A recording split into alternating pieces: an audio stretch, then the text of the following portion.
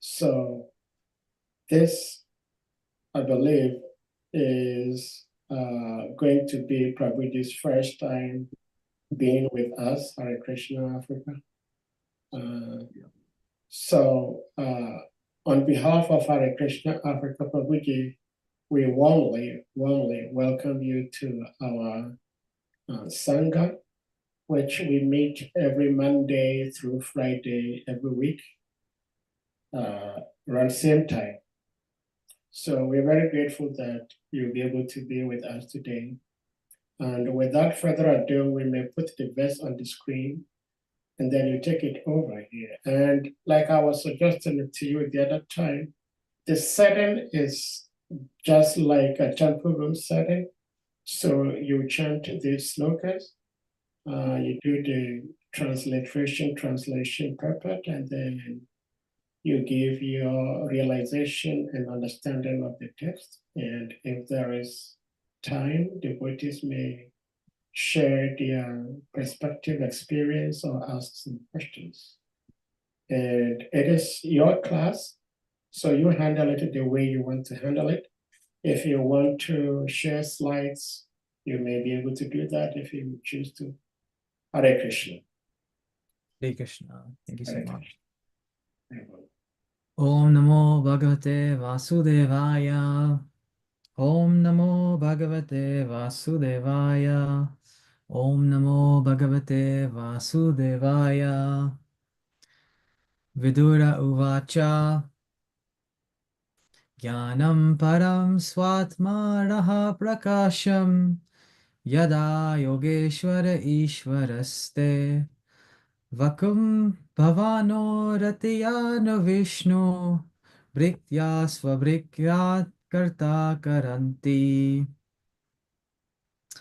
Vidura Uvacha, Vidura said, Jnanam, knowledge, Param, transcendental, Svaatma, regarding the self, Raha, mystery, Prakasham, enlightening, Yat, that which, Aha, said, Yoga Ishvara, the master of all mystics, Ishvara, the Lord, there, onto, Vaktum, to narrate, Bhagavan, your good self, Na, unto me, Arhati, deserve, Yat, for, he, reason of, Vishnu, of Lord Vishnu, Brikyat, servants, Swabrikya Artha Karte, for the interest of the servants, Karanti, do wonder. Vidura said, O Uddhava, because the servants of Vishnu, the Lord, because the servants of Vishnu, the Lord, wonder in the interest of serving others, it is quite fit that you kindly describe the self-knowledge with which you have been enlightened by the Lord himself. Purport by His Divine Grace, A.C. Bhakti Swami, Srila Prabhupada. Srila Prabhupada ki jai. The servants of the Lord are actually servants of society. They have no interest in human society other than to enlighten it in transcendental knowledge. They are interested in imparting knowledge of the relationship of the living being with the Supreme Lord, the activities in the transcendental relationship, and the ultimate goal of human life. That is the real knowledge which can help society achieve the real aim of human welfare. Knowledge in the matter of the bodily necessities of eating, sleeping, mating, and fearing, transformed into various branches of advancement of knowledge. It is all temporary. A living being is not the material body, but an eternal part and parcel of the Supreme Being, and thus revival of his self-knowledge is essential. Without this knowledge, the human life is baffled. The servants of the Lord Vishnu are entrusted with a responsible work, and so they wander over the earth and to all other planets in the universe. Thus, the knowledge which can be received by Uddhava, which was received by Uddhava directly from the Lord, deserves to be distributed in human society, especially to persons like Vidura. who are highly advanced in the devotional service of the Lord. Real transcendental knowledge descends in the disciplic succession from the Lord to Uddhava, from Uddhava to Vidura, and so on. Such supreme transcendental knowledge is not possible to achieve by the process of imperfect speculation as performed by so-called learned mundane wranglers. Vidura was anxious to know from Uddhava the confidential knowledge known as Param Smritim, in which the Lord is known by his transcendental pastimes. Although Vidura was older than Uddhava, he was anxious to become a servant of Uddhava in the transcendental relationship. The formula of transcendental disciplic succession is taught by Lord Chaitanya also. Lord Chaitanya advises that one receives transcendental knowledge from anyone, whether a Brahmana, Shudra, a householder, or a sannyasi, provided that the person is factually conversant with the science of Krishna. A person who knows the science of Krishna is factually a bona fide spiritual master.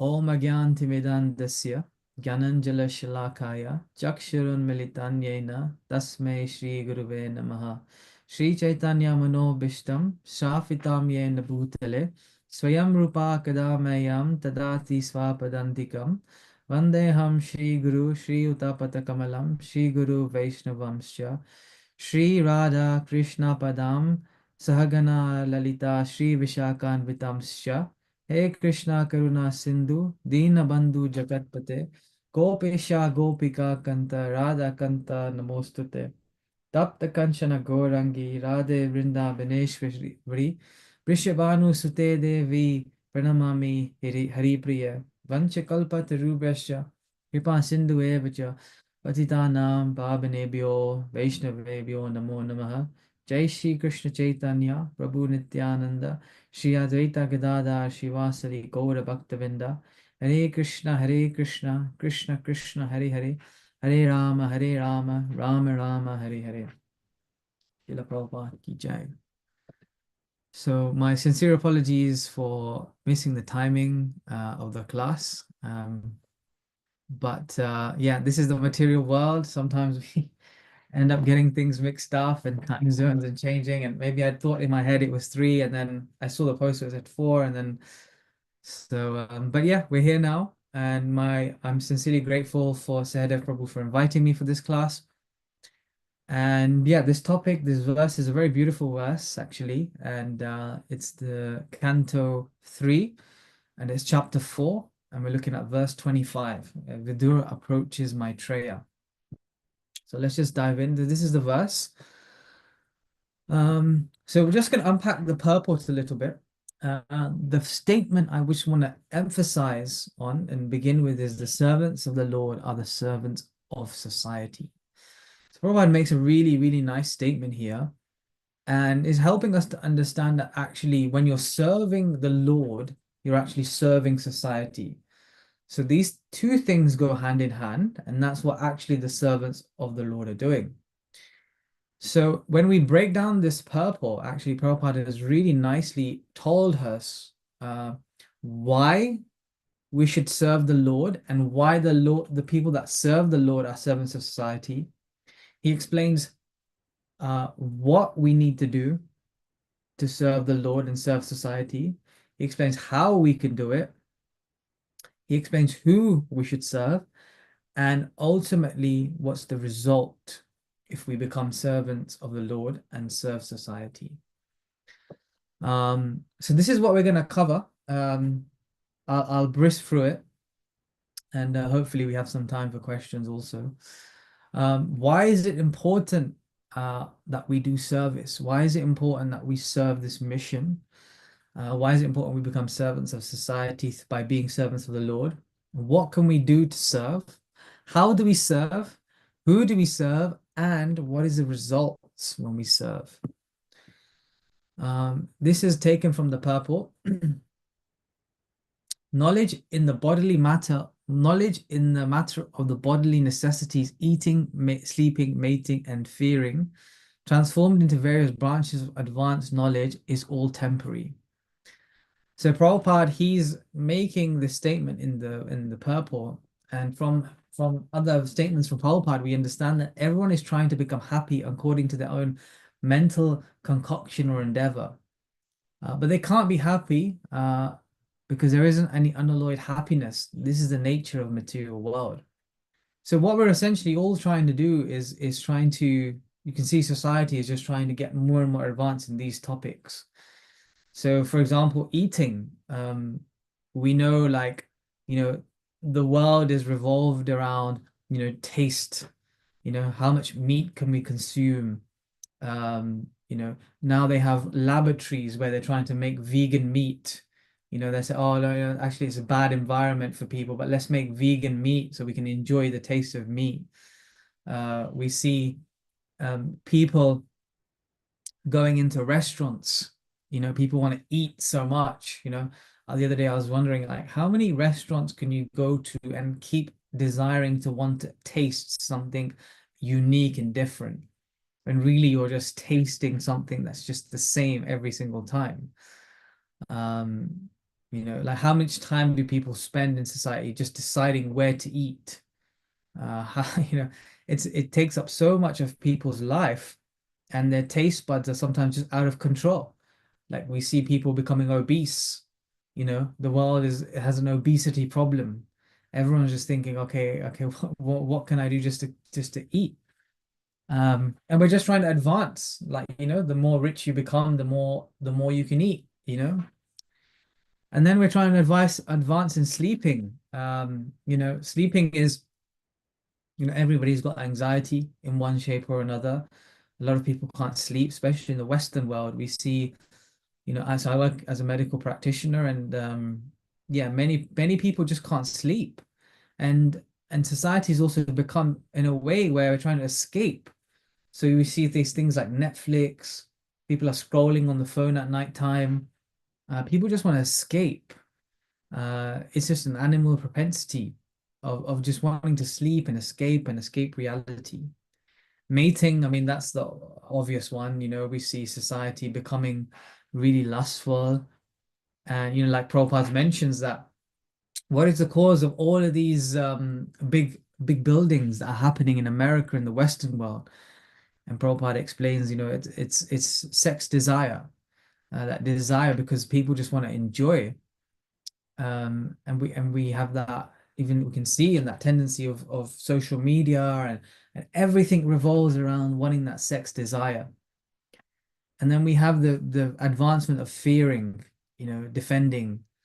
We all take, people take out insurance policies. They're scared of X, Y, and Z. We can see here even countries like Russia, Ukraine, Israel, they're just constantly trying to fearing what's next, fearing what's going to happen to them, in constant anxiety.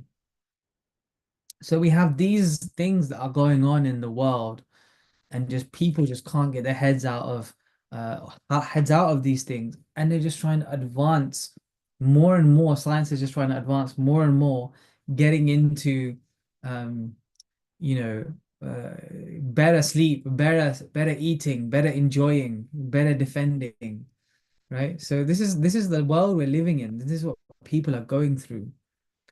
And based on the bodily conditions, we also see people are going through this as well. Like the reality is birth, old age, disease, and death.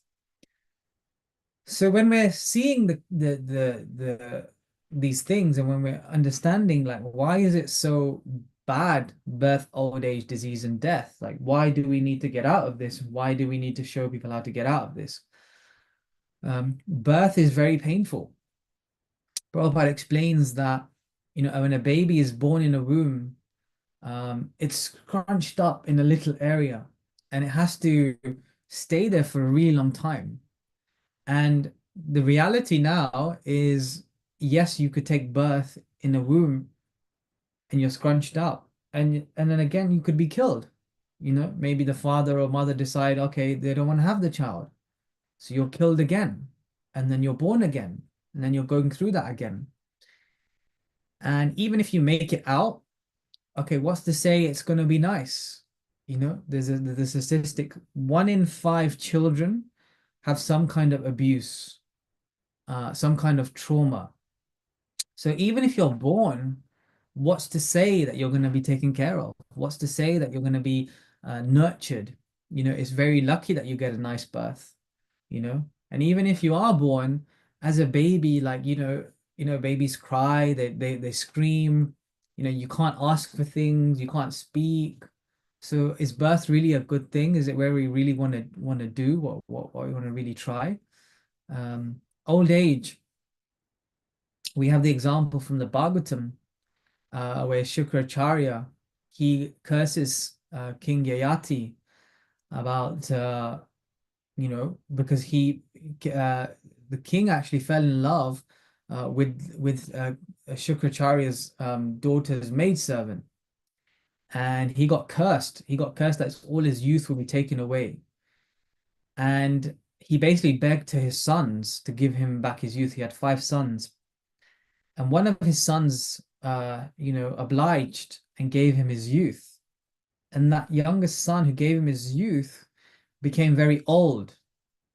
And when he became old, he had to look after the kingdom.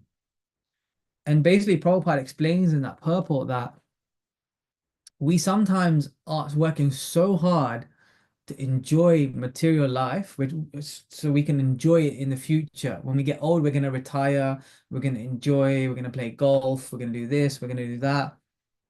But at that time, you don't have the body to enjoy it.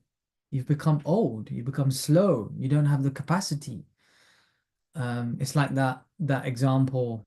Sometimes Kesha Maharaj gives this story. It's about like this person that wants to retire, and he says, oh, it's a boatman, and the boatman is taking his ship from A to B. And then this American guy comes and he goes, oh, you know what you should do? You should get more boats. And the guy said, oh, what am I going to do with more boats? He goes, well, you can get more boats and you can employ people with the more boats. And then okay, so then what will I do if I employ people? Then you make more money. Okay, what would you do? What will I do with more money? Oh, well, then you could have a company and then you could become listed and then you can make more money, and then you can get a yacht and then you can transform more people and get more money. And then the boatman says, okay, then what am I going to do after that? And then the guy says, well, what then you can do is then you can just hand over the business and sell it. And then after, you can relax on your hammock and just watch it go by. And then the guy said, well, I can do that now. I'm already doing that. Um, so like that. So we endeavor and strive for so much, but actually Prabhupada says now is the time to become Krishna conscious. Disease is a prominent thing right now. Mental health, everybody's kind of diseased in one shape or another. And how painful is it to go through disease? People know this, but yet still we're still battling. We still don't accept it. And death is like, yeah, we all know death is painful. It's hard. It's hard because Prabhupada explains that when the soul leaves the body, it's so painful that the soul then decides to leave the body. And that's the reaction that happens. So death is also very, very painful. And to come out of death is not easy. So these are material conceptions, material life that everybody is going through. And we are basically contaminated with this material life. Prabhupada is explaining to us that material life is so bad, and we're constantly in this cycle of birth, old age, disease, death, birth, old age, disease, death. Now, you're lucky if you get a human birth, right? That what's to say your next birth isn't going to be an animal birth. You could come back as an elephant, you could come back as an ass, you could come back as an ant, Who's to say what you're going to come back as?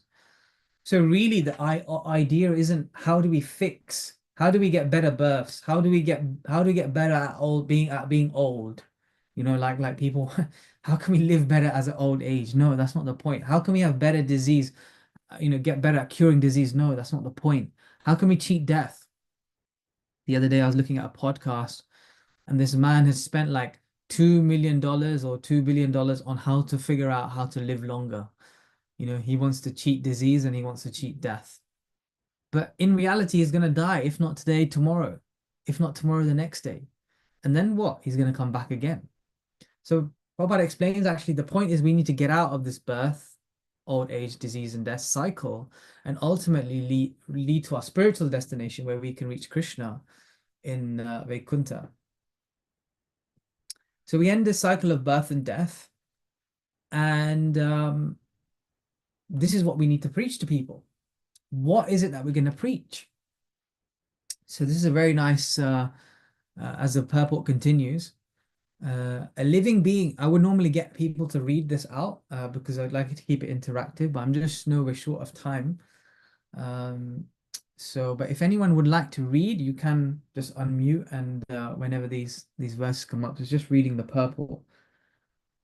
Anybody would like to read this part of the purport? If not, then I'll just carry on. For many births and deaths, he who is actually in knowledge surrenders unto me, knowing me to be the cause of all causes and all that is. Such a great soul is very rare. Bhagavad Gita 7:19. Thank you, Sadhu. So yeah, in this part of the purport, Prabhupada is saying a living being is not the material body, but is an eternal part and parcel of the Lord, and thus the revival of this knowledge is essential. Without this knowledge, the human life is baffled. So now Prabhupada in the purport is giving what do we share? Okay, so a nice story of when Bhaktisiddhanta Saraswati he met Prabhupada for the first time. And Prabhupada was very much in the Gandhi movement. He was saying, actually, you know what, we should preach, we should become free as a nation, we should become liberated. And straight away, Prabhupada, Bhaktisiddhanta Swami Prabhupada is like, no, that's going to change. That's temporary. What's more important is that we focus on what is our eternal nature, what is our real essence. This knowledge can't wait. When I was researching this, Bhaktisiddhanta Saraswati actually met Subhash Chandra Bose, who was a freedom fighter in India at that time. And Subhash Chandra Bose said, "Yeah, give me your men, and I'll make the country free." And Subhash Bhaktisiddhanta actually quoted this verse on the screen, and he explained, this birth is very rare. And he actually said to Subhash Chandra, "Do you remember this verse?" And he said, "Oh, thanks for reminding me." He actually questioned Subhash Chandra Bose. He said, "Okay, you're going to free yourself from England now, from the slavery of England now. You're going to free yourself. But what happens when in your next birth you become British? What will you do then? Right? Will that knowledge matter then? Will your freedom matter then when you become British in your next birth? Who will you be fighting for then?" So it doesn't matter who we're fighting for or what side we're in, whether you're in this side or this country or this body or that body. What's more important is people understand this knowledge, how to get out of this condition of birth, old age, disease, and death. That is what we need to share. And what do we share? What are we sharing as devotees? So they are interested in imparting the knowledge of the relationship of the Lord with the supreme relationship of the living being with the Supreme Lord, the activities of the transcendental relationship, and the ultimate goal of life. So what do we share as devotees? Well, we share prasad, right? So this problem of eating, people wanting to have many taste buds and eat and enjoy, but yeah, just replace it with prasad. Prasad is far superior. It's healthy, it's nutritious, it's nourishing to the soul. Often, we have these Food for Life projects. We go out, we distribute prasad. It's not just a philanthropic work. Some devotees in the UK, some of the younger universities recently, they were connected to this non-Krishna conscious society and distributing food. And I said to them, look, devotees, we're serving prasad. It's not just food. We need to get involved with this preaching. Sleeping, yeah, people can't sleep, but what do we have as a solution? We chant, we dance, we do kirtan. Naturally, kirtan gives you better sleep. When we chant, we wake up early in the morning. We have a morning program. We fight this idea of sleeping too much, the idea of mating. What happens is we read, we hear that wisdom, we hear lectures, and that moves you away from that sense gratification. And actually, it helps you understand that the more you're performing sinful acts like this, then you're going to get a reaction, and every reaction then will affect you and comes back round. So when you understand that knowledge of getting away from it through wisdom, it can help you move away. And defending, how do we avoid that propensity of defending or feeling that we need to keep protecting ourselves? Well, we do service. When we serve the Lord, when we give ourselves to the Lord, when we give ourselves to Krishna, we put ourselves in the hands of Krishna. We depend on Krishna, right? Who do we take risks for? We take risks for Krishna. And in that way, we can remove this idea of wanting to defend. And you see what's amazing in this verse, in this purport, is Prabhupada actually explains these three things: the relationship with the Lord, the activities, and the ultimate goal. And here, this is what Prabhupada is basically saying: Sambandha, our knowledge of the relationship. So how do we see God philosophically? What's our identity? So what do we share with people? What's the first thing that we share with people when we're preaching? We say, you're not this body, you're the soul. We then share what are the activities? Okay, what do we do in this world? So you can see here, I'm just going to clear this. Someone's annotating.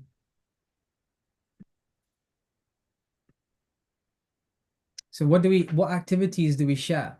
Right? So we're sharing, okay, be your spiritual self, like have your Swadharma and have your Sanatan Dharma.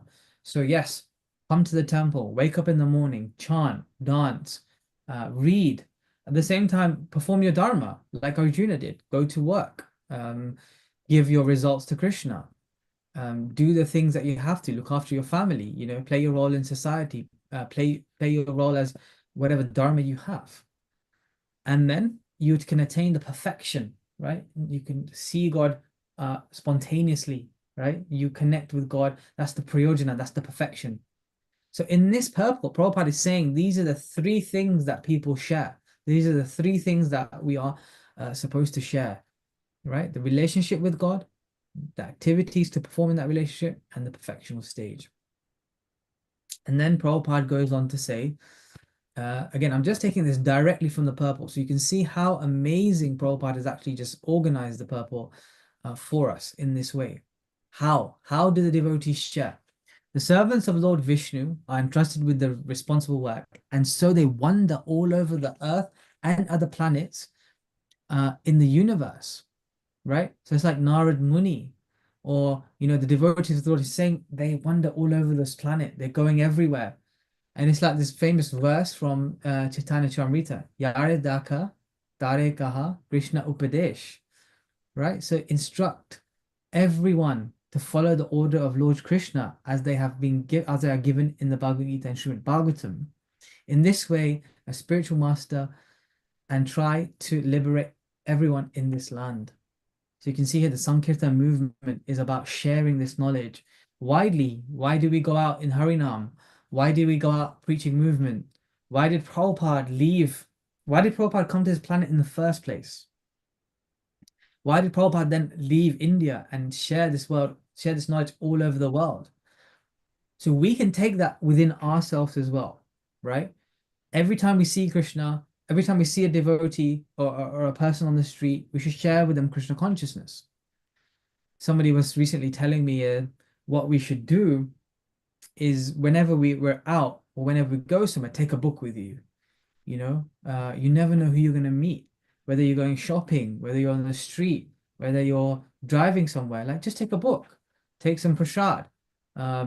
Maybe you can distribute some knowledge to them, and you don't know what's going to happen. You don't know how much their life might change. But this is what a servant of the Lord does. Everywhere he shares the wisdom and the knowledge of Krishna. And who does he share it to?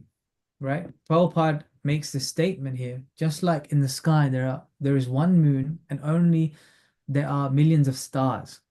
They're useless. What is the value of the millions of stars? but one moon, oh, dissipate the whole darkness of night. Similarly, at least those who have taken to Krishna consciousness, each of you become a moon and enlighten the world. So Prabhupada is saying we're not looking for many stars, right? It just takes that one moon to enlighten the whole sky, right? So who are we preaching to? We're preaching to everyone, and we're preaching to everyone so we can find that one moon. Okay, we're making that endeavor. We're trying to make many moons, but it just takes one moon. That's all it takes, right? And in this purport, Prabhupada is saying like persons like Vidura, right? Persons like Vidura should receive this knowledge. Now, how can you understand that? Because Vidura is already a realized soul. Like in his past life, he was Yamraj. So he's in one sense, he's already realized. So how do you understand that?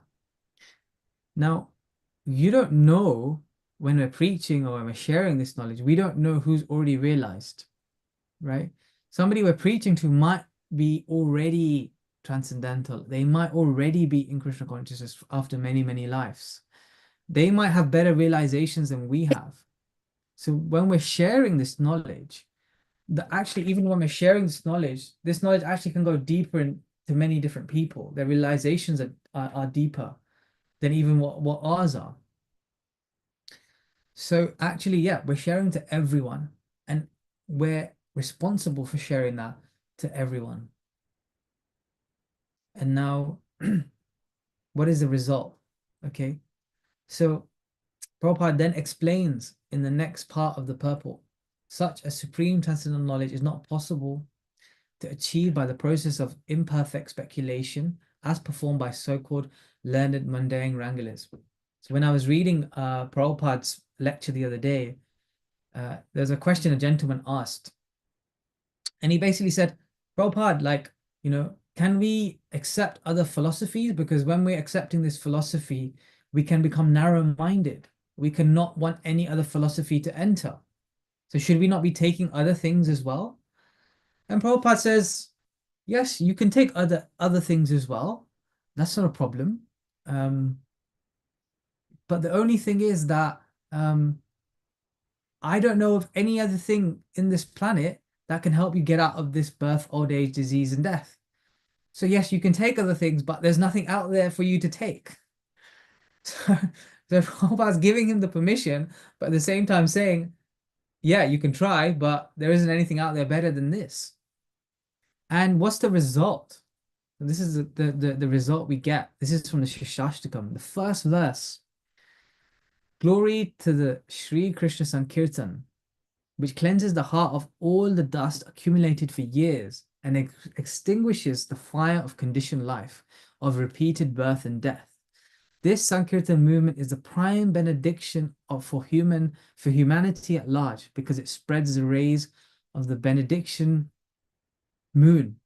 It is the life of transcendental knowledge. It increases the ocean of transcendental bliss, and it enables us to fully taste the nectar which we are always anxious. So this is giving you the real essence of what happens when we share this knowledge. It cleanses the heart and all the dust accumulated within us for years. And this is what we want to do. We want to help society. We hear this example of the king of Jagannath Puri, and he was a sweeper. I mean, he was sweeping in the Jagannath Rath Yatra because the Lord would not come to him. The Lord would not connect to him. And what he did was he was singing the Gopi Gita. And whilst he was brooming in the gardens, he was singing the Gopi Gita, and Lord Chaitanya became very attracted to him, and he achieved the mercy of the Lord. He got to massage the Lord's feet and have a relationship with the Lord. Right? So just by performing that act of singing and sharing the Gopi Gita, and spreading this message, the Lord became very much pleased. So in that way, it doesn't matter what body you're in. It doesn't matter what background you have, whether you're a Brahmana, Sudra, Kshatriya. It doesn't matter where you're from. It doesn't matter what age in life you are. It doesn't matter if you're a king or a servant or a very rich man or a very poor man. The idea is we should all try to become spiritual masters by sharing this knowledge, right? We should learn from the spiritual masters. We should learn from the Mahajans. We should learn from those who've realized the knowledge within their heart, and then we should share the knowledge with others and try to become perfect ourselves. This material world is a very bad place. There's many other bogus knowledges out there, right? There's many other knowledges out there that are not going to help people. But there's one thing that does help people, and that is the knowledge of Krishna consciousness. That is the knowledge of chanting. That is the knowledge of reading. That is the knowledge that you're not this body, that Krishna is the ultimate goal, right? Now, because you have this knowledge now, right? We have this knowledge. Therefore, we are entrusted with this knowledge, right? You are responsible for the rest of the world. So therefore, we have to take action. We have to become servants of Vishnu, right? Like Prabhupada is saying in this purport, right? We have to take on that responsibility. So this is a summary of what I shared. And this is the statement I want you all to leave with today, is that the servants of the Lord are servants of society. And therefore, we are all responsible to become servants of the Lord. And in that way, hand in hand, we can become the servants of society. So thank you so much. That was a rushed Bhagavatam. But is there any questions, any comments, any corrections, any reflections? Hare Krishna, thank you so much, right, Prabhu. Dear devotees, if anyone may have questions, comments, realizations, reflections, you may want to ask, share, please indicate by using the hand emoji or your physical hand, and you'll be asked to unmute to speak or to share. Thakur Murari Prabhu, please, you may unmute. Hare Krishna.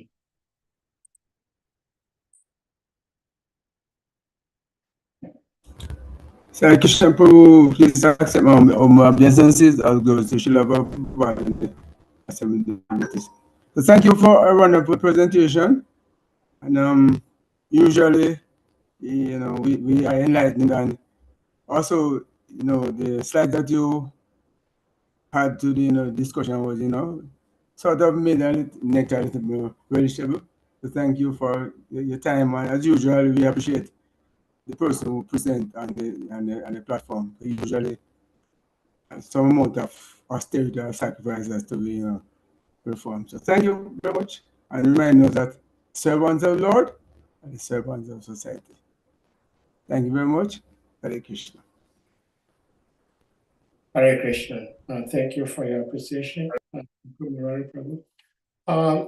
Anyone else with something else to share or ask? Let me see here. Somebody has something in the chat room. Okay. There is a message from Aurora Agersi. So thank you for the amazing class. There is also from Garima. One point is on eating. People go to restaurants and events and overfill their plates. When they can't finish the food, it gets thrown away, which is a waste. Well, I see that very often, unfortunately. And sometimes I'm a corporate myself. So what is your advice, Raj Mukunda Prabhu? Sometimes we think we can take more, our belly can handle more than, because our eyes are deceiving us. Oh, this is nice. You can take more, you can take more. And then your belly tells you otherwise. You're unable to finish, and then into the dumpster, wasting Krishna's energy.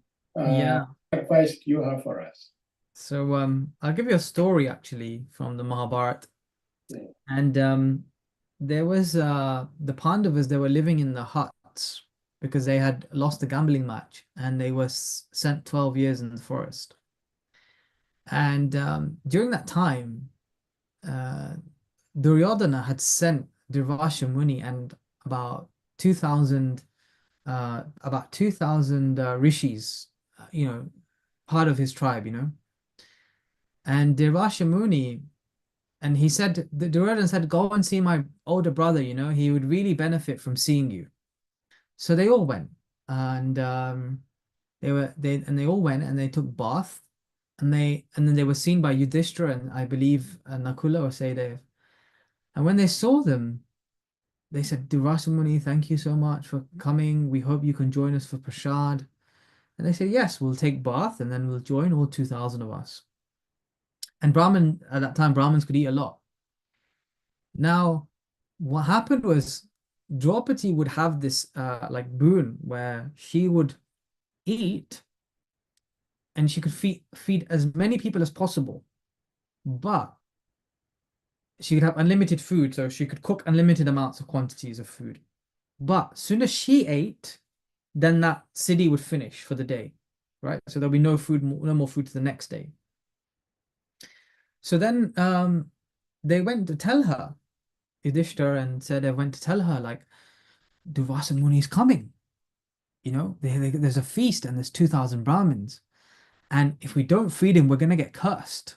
It's going to be really bad. So Draupadi, at that time, all she could do was pray, because in her pot left, she only had 1 grain of rice, right? She had just 1 grain of rice.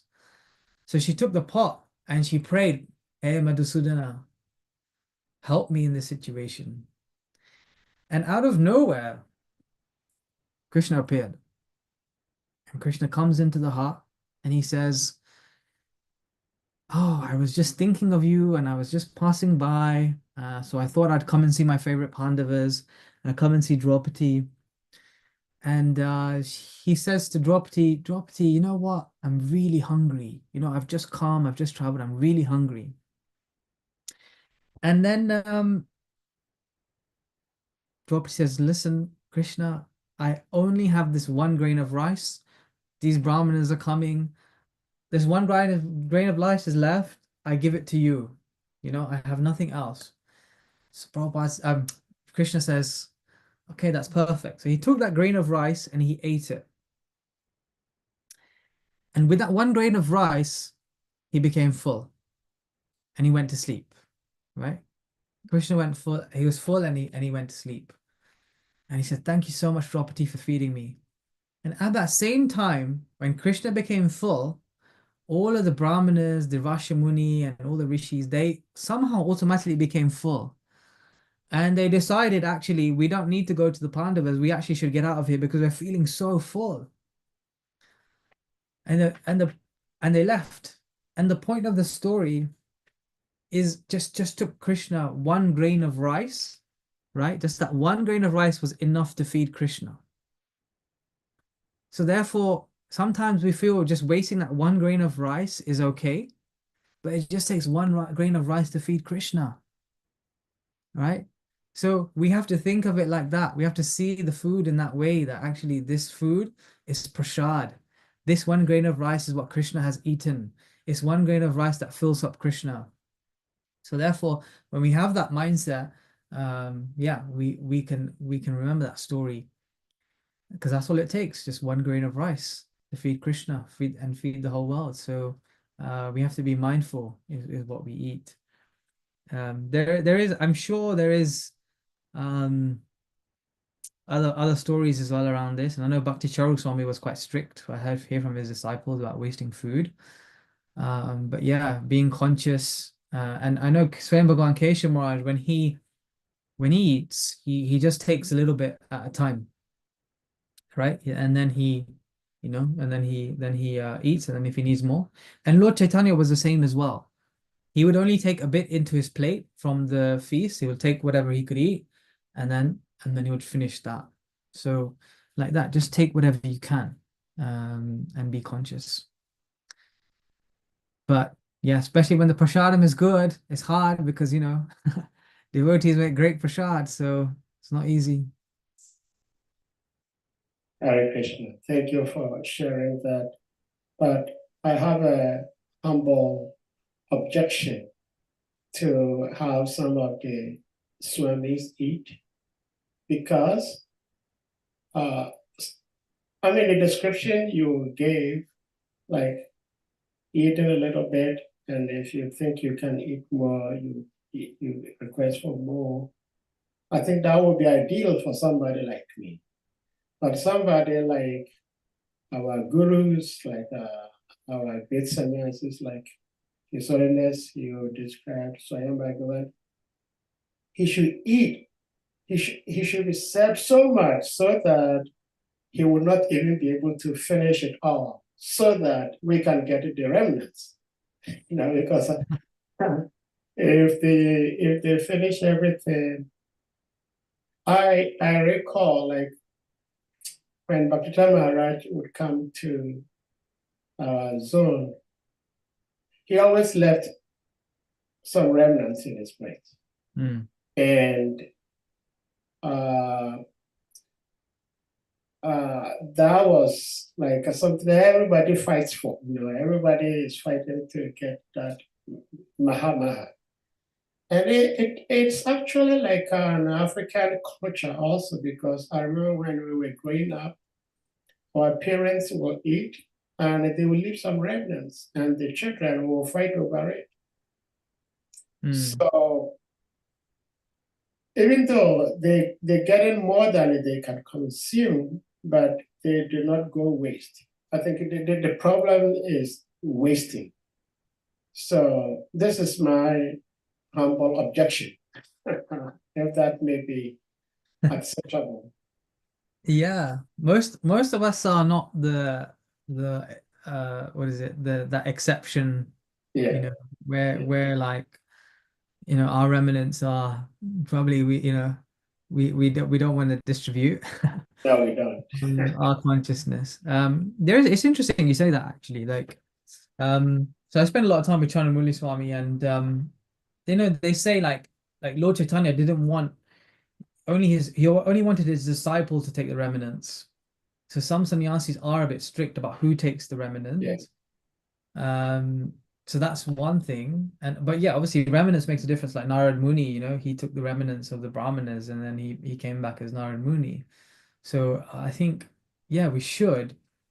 At the same time, we should, I know some sannyasis are a bit sensitive about it. Not all of them, but some are. And then also feeding the sannyasi a lot. It is our culture that we give and give and give. And yeah, yeah, I've been with some Maharajas, and yeah, for them, we think actually where there's actually their mercy on us that they take the prasad, because sometimes I used to think, like, is it a service? It's just a service to cook prasad. But then I started to realize actually it's a service to also eat the prasad, because sometimes there's only so much the sannyasis can eat. But as a service, to please the guests, they'll actually eat more, or they take people with them, so then they can eat more. But yeah, it is also a service like that to take the prasad. So don't think that you're just by eating you're not serving. Actually, Prabhupada says like eating also means serving, because you're serving the cook that's eaten and you're appreciating the prasad. Because if people just cooked and there was no one to eat, then the prasad would not get appreciated. So yeah, but yeah, wasting is definitely something, especially when the prasadam is so good. Like, why would you waste it? It's Actually, that's my favorite service. Eat prasad. yeah. And I was hoping and thinking that my initiation name would be Prashadam Das, but somehow I didn't get that. Now, probably you were talking about moon and stars, because Srila Prabhupada mentions that in the purport. And you mentioned that are we like finding moon or stars? Now, my question is, Srila Prabhupada has been saying that what is the value of billions of stars in the sky? They can't give us enough light to find our way in the dark. But when single one moon appears, we have light everywhere. Mm. So the emphasis is on moon. Mm. Now, His Holiness Guru Rakshami Maharaj has written a book. I think the title is Srila Prabhupada's Moons. Many moons, yeah. Many moons, yes.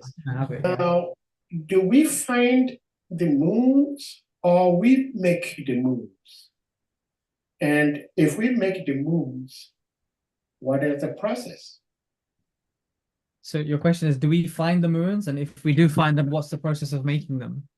Yes, do we find moons, which means they are already self-realized and we find them, or we go out there as preachers to make moons? Mhm. And if we are making moons, what is the process? Mhm. Yeah. Both statements are true. One statement is that the moons already exist, and we're just, so they would appear anyway, right? So the devotees are out there and they're going to appear anyway.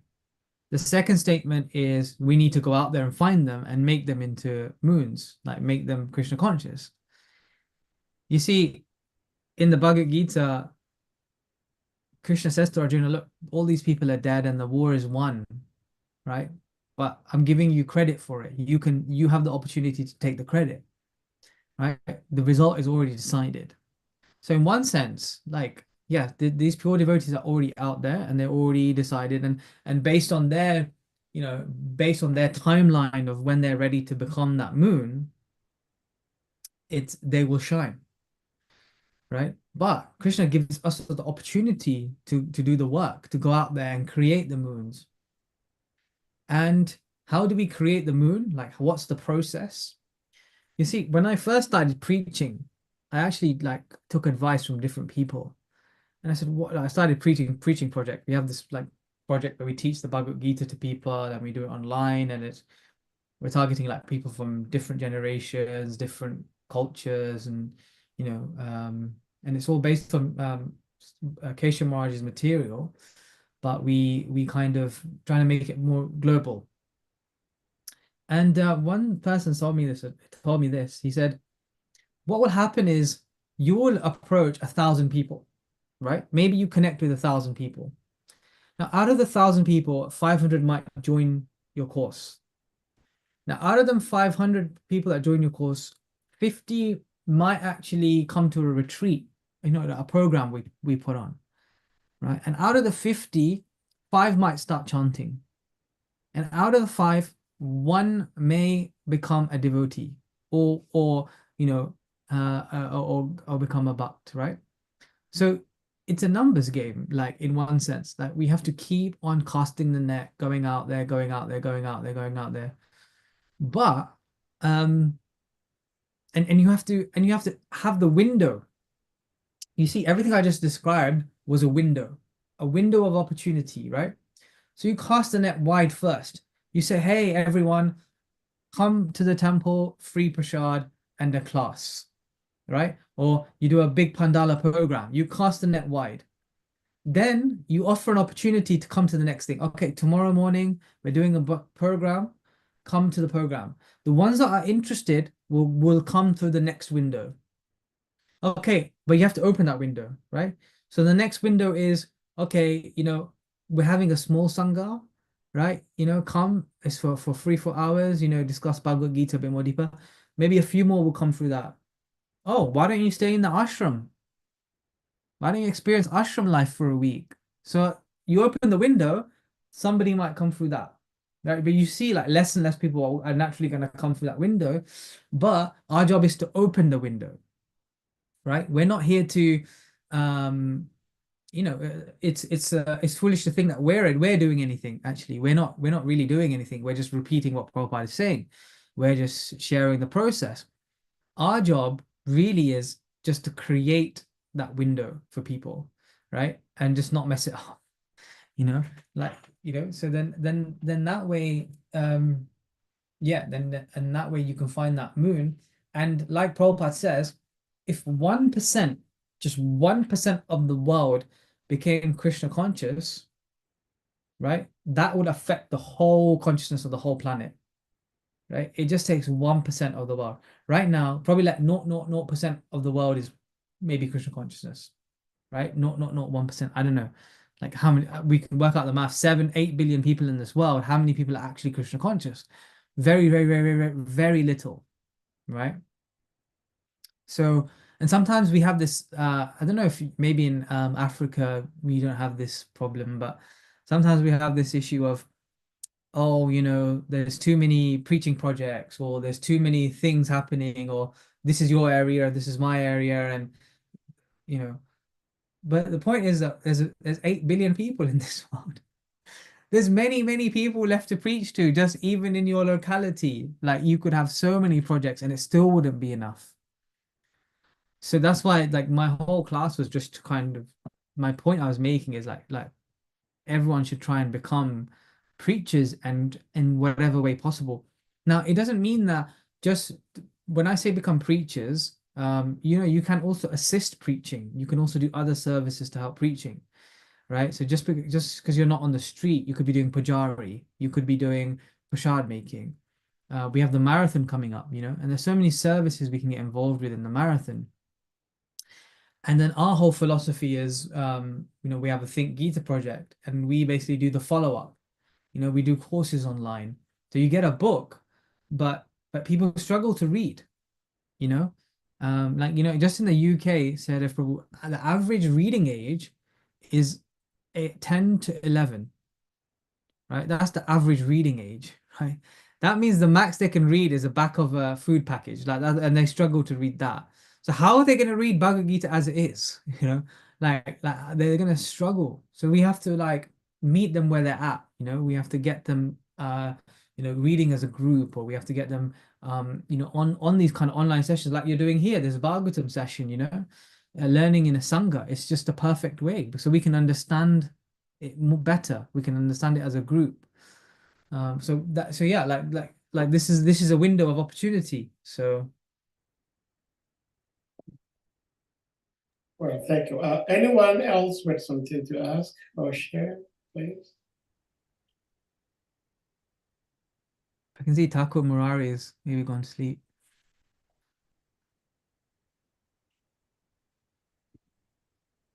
Well, since the word is satisfied, but I have an appetite.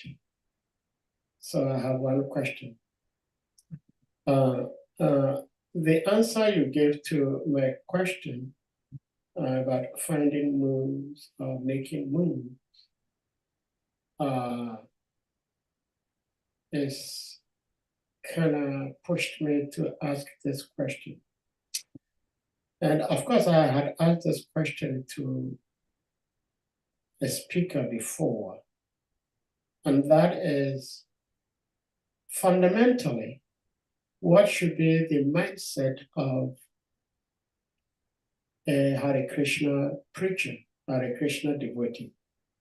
That is, should we think that we are spirits and we are in this body, in this material world, and so our material needs, requirements are very, very subordinate to who we really are? Or our first consideration should be that we are human beings, we are in this material body, and we're trying to get out of this material body. Therefore, we need to do something, we need to strive to get to where we want to go. Because if we think that everybody is already a moon, I am wondering what will be the impetus for another person to try and then go do anything to somebody to make that person shine. And there is also this pastimes shared by one of Srila Prabhupada's disciples, where this devotee was saying that Srila Prabhupada was saying that when someone has good past credit, then in this present life, he can become a devotee. So this disciple of Srila Prabhupada says, Srila Prabhupada, I look at myself, I go deep inside myself, and I can believe that I do not have any past credit. So how did I become a devotee? And Srila Prabhupada said, yes, you did not have any good credit, but I made you a devotee. So in one sense, if everybody is a moon, now Srila Prabhupada is saying that he made him a devotee. So the philosophy is, it's not contradictory, but it requires some explanation. For example, it is also said that devotion is already in the heart of every jiva. At the same time, it is said that the guru plants the seed of devotion in the heart of the devotee. So it appears contradictory, but I believe it's not contradictory. So if you may help with finding moons and doing some activity to make moves. Yeah, thank you for the question. So basically, we have to act in a way that everything depends on us, right? We need to act like that. So we need to act like we are responsible for preaching this movement and making sure we make the biggest impact and getting people to Krishna consciousness, right? So we have to behave in that way, act like everything depends on you. But at the same time, we have to know that it actually doesn't. So simultaneously, you should know that it doesn't depend on you, but simultaneously, you have to act like it does depend on you and everything does depend on you. So the impetus for us to act, to be Krishna conscious and to find these moons is we are servants of the Lord. Like just in the purport it said, and the servants of the Lord, they go around preaching this mission, right? Just like Prabhupada, you have all these people coming and they're preaching the knowledge, they're preaching Krishna consciousness. Why? Because that's Krishna's will. That's Krishna's desire. And it's also Krishna's desire because through Guru Parampara, we've been given that instruction to preach, to share, to bring others to Krishna consciousness. That's the instructions we've been given. So we have to take on that instruction, that responsibility, that our job is to help people. And when you help someone, you don't know when their Krishna conscious journey is going to begin, right? Because it could begin in this life, the next life. It could take many, many lifetimes. It could take a billion lifetimes. But our job is to plant that seed. And when it comes to bhakti, yes, it's dormant in your heart, but it gets ignited through the mercy of the devotee, right? And how does that work? Basically, it's like a triangle, right? Where Krishna is at the top, and then you got the devotee, and then you got the potential moon or the potential person who we want to make devotees. Now, if that devotee, that pure devotee, has it in their heart and he protests Krishna, he requests to Krishna, please help this person, make them a devotee, then Krishna has no choice, right? Because it's come from a pure devotee to give that mercy then to that person, right? So it's like a triangle. And that's why we pray to Radharani, right? We don't approach Krishna directly. We pray to Radharani. We say, Radharani, you are the dearest, most devotee of Krishna. He listens to you. Please, can you give me the mercy of Krishna? And therefore, if Radharani is pleased and she says to Krishna, hey, give him your mercy, then he can't say no, right? So, and it's the same principle, like that's how through the mercy of the devotees, That's how that spark gets ignited, and then somebody's journey starts, and people can become Krishna conscious. Now, Prabhupada is so merciful that he's this is why we're so lucky. It's because Prabhupada has given us like a backdoor entry, right? It's like we want to queue up we want to queue up the front door, right, to get entry to the party, right? But it's a long queue. We may or may not get in. May not be qualified to get in. We're not wearing the right clothes. We're not the right personnel, whatever. We don't have enough to get in. But Prabhupada's come along and he said, okay, I'll let you in through the back, because, like they said, like, oh, Prabhupada, what does it take? Like, can we get in with like, okay, Prabhupada said, I can get in with 90%. If you do 90% of what I say, okay, that's too much. 80%. Okay, that's too much. Okay, 70%. Okay, Prabhupada said, okay, no more, no less than 70%. But Prabhupada said, but I'm getting you basically in through the back door, right? So this thing is very difficult to achieve, really, right? But because of that mercy of Prabhupada, because of the mercy of Lord Chaitanya, who's taken birth in the Sankirtan movement, that sound vibration that enters our ears, that enters our heart, we can easily be transformed, Otherwise it takes many, many, many, many lifetimes. So, and then the last thing I'll say is Prabhupada actually explains it's like a 2-for-1. You get like a buy one, get one free, like pizza or offer and stuff. So Prabhupada said this is a 2-for-1. You give Krishna consciousness, and when you give Krishna consciousness, you become Krishna conscious. So both go hand in hand. So if we want to become more Krishna conscious, we should give Krishna conscious, right? And the more we give Krishna conscious, we become Krishna conscious. So the more you take on responsibility, right, the more Krishna conscious you become. And the more Krishna conscious you become, automatically you take on more responsibility, right? Because you understand. So therefore, you are making that progress as you go up. But I don't know if Sahedef will answer your question, or you're still like kind of, I know you probably already know the answer, you're more senior than me. It answers. It answers because it will be unwise for anyone to assume that he or she is the actual person making things happen. But at the same time, one should be so determined to do things, to achieve things as if there is no God, there is no guru, there is no special mercy anywhere making manna fall from the heavens.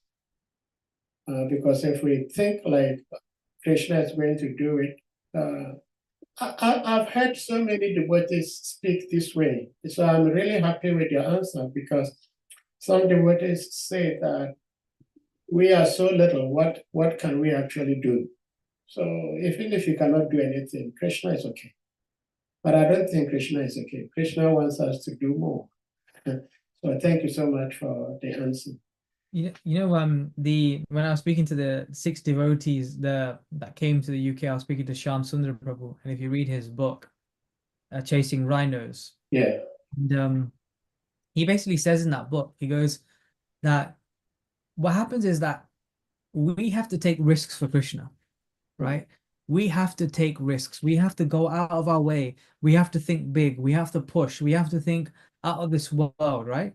We have to get to the brink, to the edge, right? And what happens is when you do that, right? When you push and push and push and push and push, get to the brink, right? Of trying your complete best, like really, really go for it. Krishna will take you to the edge, but once you do that, once you've given your everything, Krishna has no choice but to intervene and help you. Right? So Krishna actually sees that endeavor, and he actually comes and he actually makes things happen for you. And then you see Krishna, you experience Krishna, you experience in your service, you'll experience Krishna coming alive and doing things out of the ordinary. It's like when the devotees were in Los Angeles, like they ran out of rent. They had no money to pay the rent, right? Literally run out of zero. And they were praying to Krishna, like, what should we do? We got no money. So they step out on the street, and then out of nowhere, there's like $100 bills flying from the sky. And then like, where does this come from? And they just start collecting the $100 bills, like just cash in as much as you could. And then they could pay the rent. And there's many, many stories like that. If you read that book, Chasing Rhinos, there's many stories where devotees have gone to the brink and they've tried their best for Krishna. When you do that, Krishna really comes and he makes things happen. And this is a part of the system. If it was easy, right, would anybody do it? Would you get close to Lord Chaitanya? Would you get close to Krishna if it was easy? You would take it cheaply, right? So he makes it difficult. He puts in these obstacles. He pushes us. He wants us to push and give our best. So then we really nectarianly value what we're doing. We're valuing that service. We're valuing, oh, this person became a devotee. Oh, it took so much hard work and effort to preach to this person. And now we value that person so much. Why? Because we put in so much energy and effort to make it happen, you know, and we appreciate it. We don't take it cheaply. Otherwise, yeah, if it was just easy, then would we do it? You know, would we carry on doing it? It would just be, oh, you know, whatever. So, well, thank you so much. We're very grateful that you were able to make it today.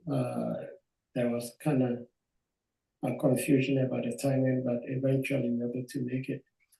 Dear devotees, I think we may bring this to a close.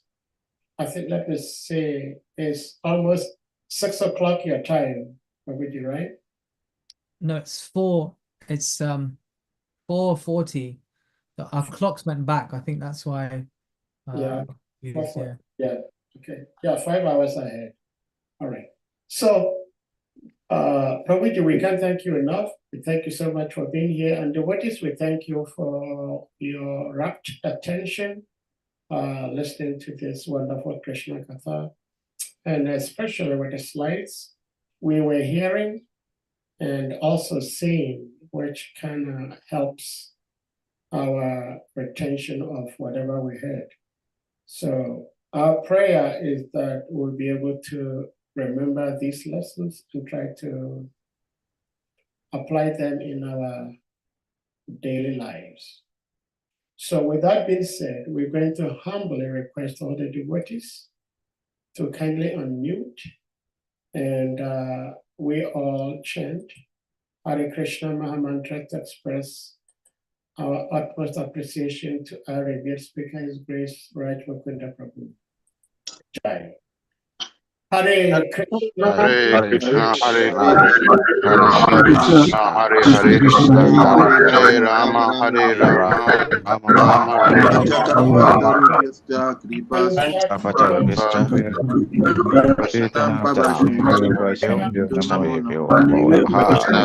Namo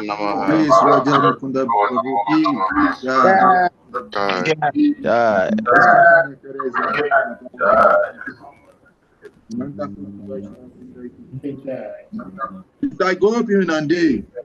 Haribo. Prabhu, can you share the slide with me? I would like to go through. Yes, of course.